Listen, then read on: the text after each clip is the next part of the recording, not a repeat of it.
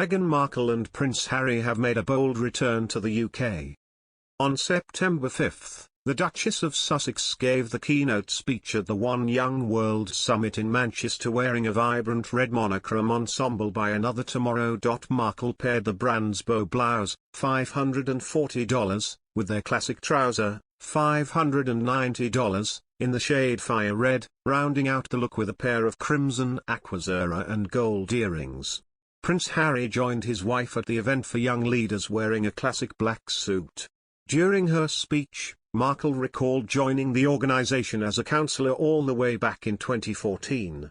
"It's very nice to be back in the UK, and it's very nice to be back with all of you at One World," Meghan said, per People, noting that she felt overwhelmed her first time around when she was young, ambitious, advocating for the things I deeply and profoundly believed in. "Have any of you today so far had that feeling, that pinch me moment where you just go, how am I here?"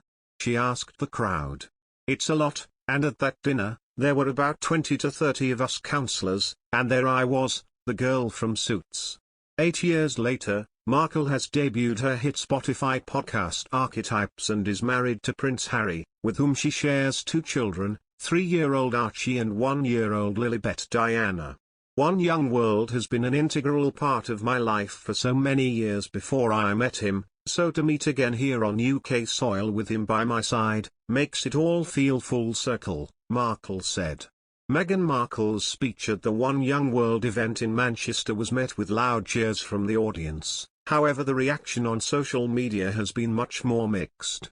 Some were quick to point out the uncertain terms on which she and Prince Harry left the country when they stepped down as working royals in 2020.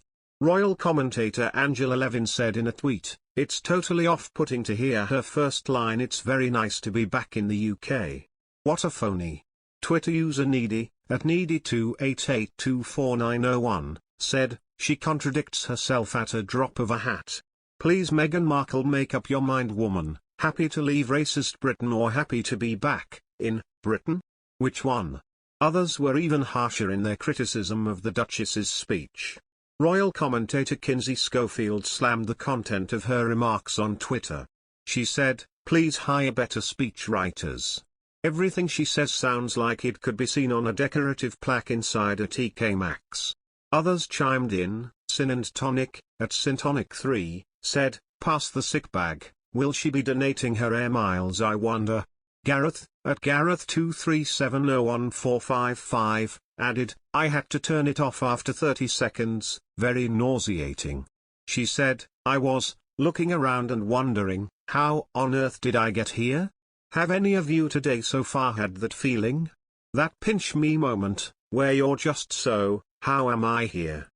And at that dinner there were 28 to 30 of us, the councillors, and there I was, this girl from Suits, and I was surrounded by world leaders, humanitarians, prime ministers and activists that I had such a deep and long-standing respect and admiration for. And I was invited to pull up a seat at the table. At the end of the speech she officially declared the summit open before rejoining Prince Harry.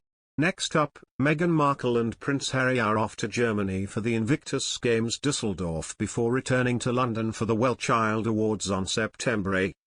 According to royal experts, the pair are not expected to interact with Kate Middleton and Prince William before returning home to California. "It's gonna have all the markings of old-fashioned farce with these people trying to avoid each other," royal biographer Christopher Anderson told a source. "They don't want to see each other because everybody's worried about the Duke of Sussex's upcoming memoir. Harry's book is gonna be loaded with, obviously, bombshells." Despite any tension, it's clear the couple is making the most of their short visit.